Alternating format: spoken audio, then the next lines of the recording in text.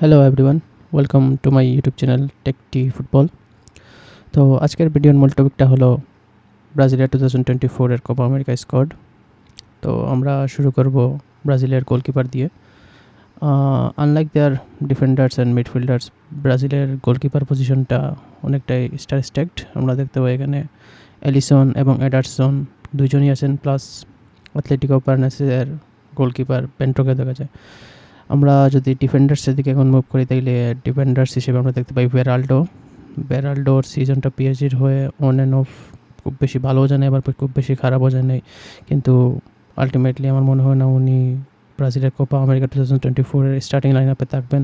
হয়তো কোনো ইঞ্জুরি হলে তাহলে রিপ্লেসমেন্ট হিসেবে বেরাল্ডোকে দেখা যাবে। এরপর এডের মিলিতাও আপনারা জানেন অনেক ওয়ার্ল্ড ক্লাস একটা প্লেয়ার, হাই লেভেলের প্লেয়ার, কিন্তু আলটিমেটলি এই পুরো সিজনটাই উনি এসিএলের জন্য বাইরে ছিলেন। উনি কতটা ম্যাচ ফিট সেইটা অনেকটাই সন্দিহান। তো এইটা আলটিমেটলি বলা যাইতেছে না যে এটার মিলিটাও স্টার্ট করবেন কি করবেন না। তারপর আমরা দেখতে পাই গাব্রিয়াল আর্সেনাল হয়ে এই সিজন অনেকটাই না best player of Arsenal. Gabriel এবং সালিবা দুইজনই এবং গাব্রিয়াল আন্ডারউডলি স্টার্ট করারই কথা।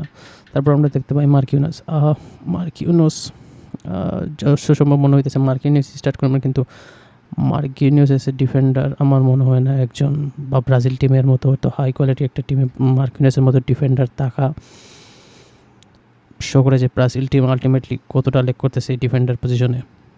কারণ মার্কিউনিউসের মতো প্লেয়ার, যিনি 10টা ম্যাচের মধ্যে আমি প্রায় 8টা ম্যাচে উনি সিম্পল একটা মিস্টেক করবেন এবং যার টিমকে আলটিমেটলি ডুবিয়ে নিয়ে যাবে। এরপর আমরা দেখতে পাই ডানিলো, ইয়ান কুটো জিরোনার অনেক ভালো একটা সিজন পাস করছেন। তারপর গুলহার্মে আরানা এবং ওয়েন্ডেলের সিজনটা পড়তে হয়ে অনেক বেশি ভালো হয়েছে।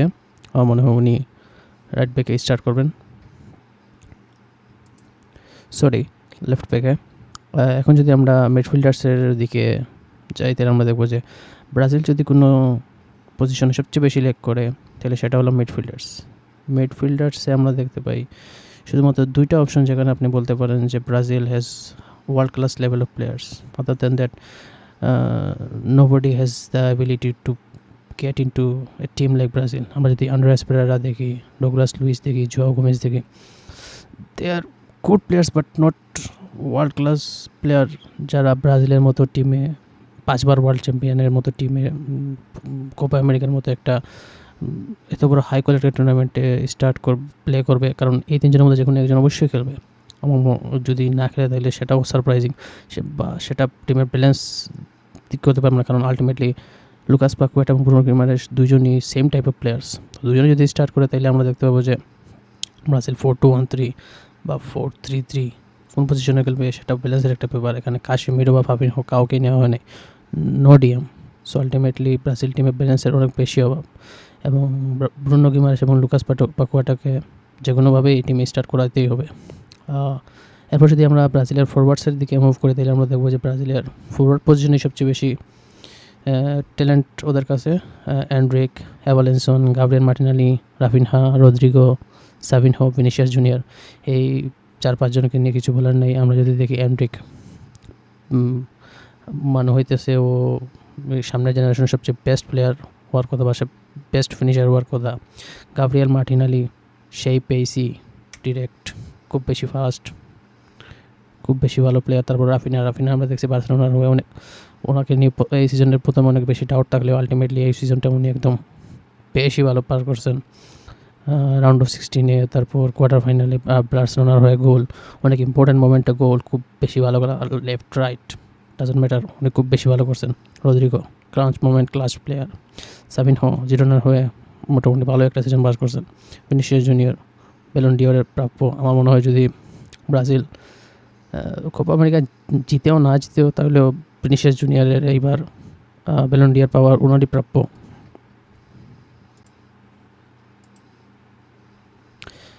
এখন যদি আমরা ব্রাজিলের স্টার্টিং লাইন আপটা নিয়ে একটু চেক করি, তাহলে আমরা গোলকিপার হিসেবে দেখতে পারবো এলিসনকে। যদিও এলিসন আর এডারসনের মধ্যে এলিসনই প্রেফারেবল, ডরিবাল এলিসনকেই প্রেফার করে এবং এলিসনই বেশিরভাগ ম্যাচ স্টার্ট করছে। এবং আমার মনে হয় যে আলটিমেটলি এটার মিলিতাও ম্যাচ ফিট না হয় মার্কিনোসই স্টার্ট করবে। যদি এটার মিলিটাও ম্যাচ ফিট হতো তাহলে মার্কিনোস স্টার্ট করার কোনো প্রশ্নই ওঠে না। মিলিটাও স্টার্ট করতে হয় এবং মার্কিনোসের সেন্টার ব্যাক পার্টনার হিসেবে গাব্রিয়েল স্টার্ট করবে, এবং রাইট এবং লেফট ব্যাক হিসেবে আমরা ড্যানিলো এবং ওয়েন্ডেলকে দেখতে পারবো।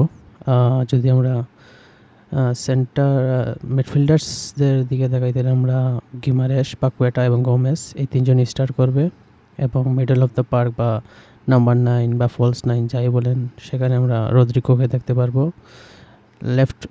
লেফট উইঙ্গে ভিনিসিয়াস জুনিয়র এবং রাইট উইঙ্গে রাফিনহা। আমরা যদি সাবস্টিটিউট হিসেবে কারা উঠতে পারে সেটার দিকে একটু লক্ষ্য করে তাহলে আমরা দেখবো যে সাবস্টিটিউট হিসেবে রদ্রিগো উঠতে পারে। অ্যান্ড্রিক আমার মনে হয় যে ব্রাজিলের জন্য একজন এক্সফ্যাক্টর হতে পারে। অনেকেই বলতেছে অ্যান্ড্রিক এর হাইট ছোটো, অ্যান্ড্রিক জাম্প করতে পারবে না, এই না সেই না, নাম্বার 9 হিসেবে খেলতে পারবে না, কিন্তু আমার মনে হয় অ্যান্ড্রিক হতে যাচ্ছে এই টিমের জন্য এক্সফ্যাক্টর। ভিনিসিয়াস যদি ইনজিউর্ড হয় বা রিপ্লেসমেন্টের দরকার পড়ে তাহলে গাব্রিয়েল মার্টিনেলি ভিনিসিয়াসের জায়গায় উঠতে পারবে। আমার মনে হয় যে আলটিমেটলি গাব্রিয়েল মার্টিনেলির 60-70 পরে মিনিট পরে কারো রিপ্লেসমেন্ট হিসেবে ওঠানো খুব বেশি জরুরি, কারণ কোনো ম্যাচ যদি ফেসে যায় এবং ওই সময় যদি Gabriel Martinelli match or back of the mind যদি ম্যাচ না থাকে, বা ধরেন কোপা আমেরিকা খুব বেশি ম্যাচ ও স্টার্ট করলো না বা খুব বেশি মিনিটসও পাইলো না, এবং কোয়ার্টার ফাইনাল বা সেমিফাইনালে যদি কোনো ম্যাচ ফেসে যায় যেখানে খুব বেশি ট্রিটেক এবং পেসের দরকার পড়ে, এবং গাব্রিয়েল মার্টিনেলি যদি ম্যাচ না খেলে থাকে বা মিনিটস না পেয়ে থাকে, তাহলে ও ম্যাচে কিন্তু ব্রাজিল ফেসে যেতে পারে। গাব্রিয়েল মার্টিনেলির পেস অনেক বেশি কাজে আসবে ব্রাজিলের নকআউট ম্যাচগুলোতে আমার যা মনে হয়। এবং মার্কিনোসের রিপ্লেসমেন্ট আমরা দেখতে পাই এডার মিলিতাও স্টার্ট না করলেও লাস্টে 15-20 মিনিট এডার মিলিতাও ভালো করেই খেলতে পারবে। আমার মনে হয় গাব্রিয়েলের কোনো রিপ্লেসমেন্ট আছে ব্রাজিল টিমে এখন পর্যন্ত, এবং মিডল অফ দ্য পার্কে যদি কোনো রিপ্লেসমেন্ট দরকার পড়ে তাহলে আমরা দেখতে পাবো ডগলাস লুইস উঠতেছে। তো আমার যেটা মনে হইতেছে ব্রাজিল টিম এবার সবচেয়ে বেশি যেটার অভাব অনুভব করবে সেটা হলো একজন ডিএম, যেটা আমি এই ভিডিওতে আগে বলছি এবং আবার বলছি। এই ব্রাজিল টিমে ব্যালেন্সের খুব খুব অভাব, এবং এই ব্যালেন্সটাই ফুটবলের সবচেয়ে বেশি জরুরি। আপনার কাছে যদি মিডিওকার প্লেয়ার্সও থাকে এবং আপনার টিমে একটা প্রপার যদি ব্যালেন্স থাকে তাহলে আপনি ভালো কিছু করতে পারবেন, কিন্তু ওয়ার্ল্ড বেস্ট 11 কিন্তু আপনার কাছে ব্যালেন্স নাই, আপনি স্ট্রাগল করবেন। পিএসজি 2023 পিএসজি সেইটার বেস্ট উদাহরণ। তো কিছুটা সন্দিহান, কিন্তু আলটিমেটলি দেখি ডরিবাল কীভাবে ব্যালেন্সটা স্ট্রাইক করতে পারেন এই টিমে। এবং আমার মনে হয় ব্রাজিল যদি এবার কোপা আমেরিকা জিতে তাইলে অনেক স্ট্রাগল করেই জিতবে, এবং যদি জিতে তাইলে 2021 কোপা জেতার পর আর্জেন্টিনা যেমন কনফিডেন্স পাইছিল 2022 কোপার জন্য, ব্রাজিলও সেরকম একটা কনফিডেন্স নিয়েই ওয়ার্ল্ড কাপে প্রকাশ করবে, যা ওদের বর্তমান সিচুয়েশনে ওদের জন্য খুব বেশি জরুরি। কিন্তু কোপা আমেরিকা জিতে ব্রাজিলের জন্য খুব বেশি সহজ হইতেছে না। They will have a very tough time to win Copa America 2024. So best of luck Brazilians, see win Copa America 2024. So এটাই ছিল ব্রাজিলের কোপা আমেরিকার লাইন আপ এবং স্কোয়াড নিয়ে আলোচনা। আমরা সামনের কোনো ভিডিওতে আপনাদের সাথে দেখা করব। Till then, goodbye, and please like, share and subscribe. Thank you.